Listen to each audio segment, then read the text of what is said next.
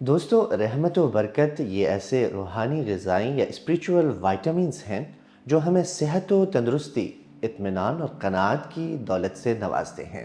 بعض دفعہ کھانا لذیذ ہوتا ہے لیکن اسے کھا کر انسان بیمار ہو جاتا ہے، یا پھر کبھی کھانا زیادہ ہونے کے باوجود بھوک نہیں مٹتی۔ ایسا اس لیے ہوتا ہے کہ اس کھانے میں برکت نہیں ہوتی۔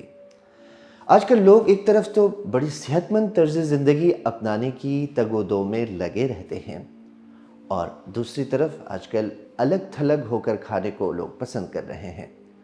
یہی وجہ ہے بے برکتی کی، کمزوری ہے، طرح طرح کی بیماریاں لگی رہتی ہیں۔ کسی نے عرض کیا، یا رسول اللہ، ہم کھانا کھاتے ہیں لیکن ہمارا پیٹ نہیں بھرتا۔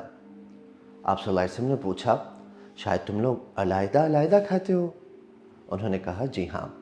آپ صلی اللہ علیہ وسلم نے ارشاد فرمایا، تم لوگ ایک جگہ جمع ہو کر اور اللہ کا نام لے کر کھانا کھاؤ، تمہارے کھانے میں برکت ہوگی۔ روایت ہے ابو داؤد کی۔ تو ناظرین کرام، کھانا ہماری عادت ہے اور شریعت یہ چاہتی ہے کہ ہم اپنی عادت کو عبادت بنائیں اور دنیا میں آخرت کے لیے زندگی بسر کریں۔ عادت عبادت اور دنیا آخرت اسی وقت بنے گی جب ہم کھانے کے وقت اللہ کا ذکر کریں اور اجتماعی طور پر کھانا کھائیں۔ یاد رکھیے، یہ اجتماعی دسترخوان ہماری سماجی زندگی میں برکت کا سبب ہے۔ جمعہ ریفلیکشن پروگرام کے میزبان طلحہ اشرف الزمان کی طرف سے آپ سب کو بہت بہت مبارکباد۔